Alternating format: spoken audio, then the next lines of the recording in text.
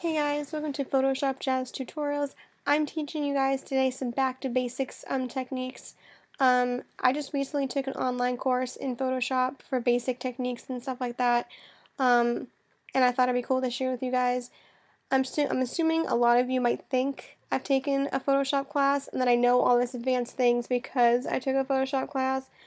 But actually, fun fact, I'm actually self-taught in Photoshop and graphic design. I have never once taken a Photoshop or graphic design class other than the one I just recently took. I started out when I was around 12 or 13 in Paint Shop Pro, believe it or not. I played around with Photoshop a tad bit, but not as much. I used Elements back then because I didn't really have a lot of money back then to have Photoshop, so yeah. I had Paint Shop Pro for a while. I played with that. I kind of got bored of it after a while because it wasn't really a lot to do in Paint Shop Pro.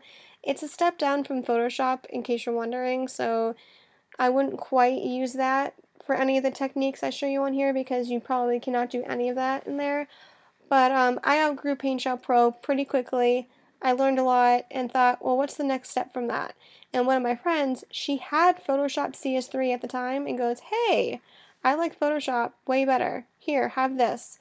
So she gave me her Photoshop CS3 edition, and I played with that for quite a while, got used to it, learned some cool stuff, and then magically one day made a cool tutorial on a random image I made, and somehow along that line, JazzedTutorials was born, and here we are, a bunch of years later, and I'm teaching you guys really cool stuff. And yeah, I'm all self-taught. I never once took a class in graphic arts. That's probably something y'all didn't know or didn't think you knew. But hey, you learn something new every day on this channel. Alright, let's get to this tutorial before I blab on about something else random. Okay, so basically we're going to be applying a bunch of cool effects to this image. But basically the whole purpose of this tutorial is teaching you how to use the history brush tool. Now the history brush tool basically is like the paintbrush we have up here, but it paints the history of what you've been using within Photoshop. So if I were to go ahead and use the history brush on this image right this second, you'll notice how over here in my history panel, I have it checked off as the background, which is my transparent background, which was before I pasted it on this lovely image. So if I were to go like this, you'll notice how it now paints the transparent background onto that. But if I wanted to go ahead and add some cool other effects to this image, and then use the history brush, it'll then give me even cooler effects. So let's go add on some cool stuff to this image, and then go back and somehow use this original image to make it look even cooler. So we're going to work with image adjustments for quite a couple of effects here. So we're going to start with a brightness and contrast. Now, I know in other tutorials past, I've used Control-J. I duplicate the image in case I make a mistake. But for this type of tutorial, I don't really need to use the Control-J and duplicate this because I have the history brush to back me up on any mistake I make. So that's pretty cool. So we're going to go with a 41 brightness, and our contrast is going to be 100. Now I know you think I'm crazy, but don't worry, it'll look really cool in the end, I promise. So after that, we're going to go to image adjustments yet again. We're going to select the photo filter, and we're going to use magenta. Click OK. Oh, and before I go any further, I want to make sure that you're clear on this. When you go to brightness and contrast, you want to make sure that the, let me go back and show you what I'm talking about here.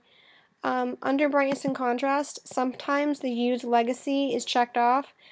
Be sure you do not check use legacy. Make sure that's unchecked off, and then you'll be good to go. Alright, let's go forward now. After you've done your magenta, we're going to go back to image adjustments, and we're going to go to Vibrance. We're going to now make this a -61 on the top for our Vibrance, and our saturation will be a -47. That's going to really bring it to almost a black and white photo, but not quite. Next, we're going to add one more adjustment layer, which is going to be a hue and saturation. And this one I'm going to use 37, so it kind of gives it a greenish color to it. Now is where the fun begins with our history brush. How do you use your history brush? Let me explain. So if you push the Y on your keyboard, it will then bring up the history brush here. It'll give you two different options. You have history art brush and history brush. The art brush I don't use very much. I use the history brush mostly. And with that now selected, go over here to your history drop-down menu or panel, and you're going to want to check the history you want to go back and brush on. I want to brush on my image, and because my image was pasted on, I'm going to check paste. So now with my brush, I'm going to zoom in a bit, and a little fun fact that I didn't know and I just learned, if you double click this hand tool, it will then zoom into a proper point where you can then see your entire image. Look at that. Awesome, right? Go back to Y on my keyboard, and you're going to want to select a size, a soft round brush of size that suits your canvas. Because my canvas is very large, I'm going to need to use a semi-large brush. Now, before you even go and brush on anything, I want to make this very clear to you. If you, however, resize your image prior to doing any of these effects whatsoever, the history brush will not work at all. So make sure when you're using your history brush, you're using the exact size photo you opened in Photoshop. Do not resize your photo whatsoever, otherwise the history brush will not be able to do its job, and you will see that circle with the little line through it. It'll say, sorry, cannot do this, and it will give you a weird message.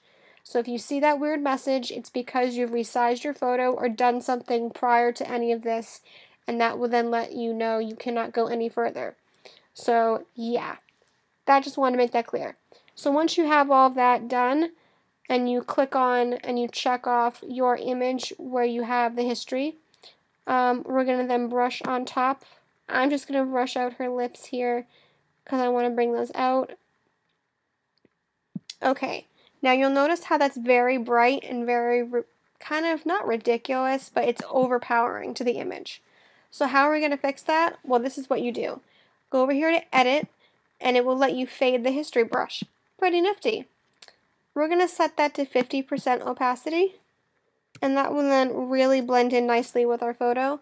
And now, if I go to my navigator, I can zoom out a bit, and I think that looks pretty awesome. Wouldn't you say? I think so too. So those are a few techniques of how to make how to use the history brush, how to give your image more contrast, some lighting, just something really cool. We, however, have done a contrasted photo similar to this before in Back to Basics. I'll link below a similar tutorial in case you're curious on what other effects you can do with this. But yeah, that's essentially how you would use the history brush and how it works and what you can do with it. So I hope you guys found this educational. Hope it helps you out. If you liked it, hit the like button. If you have any comments, questions, or whatever, comment below. Or you can inbox me here if you feel like you don't want anyone seeing it. I don't know, up to you. But yeah, thank you guys for watching, and I will catch you later. Bye!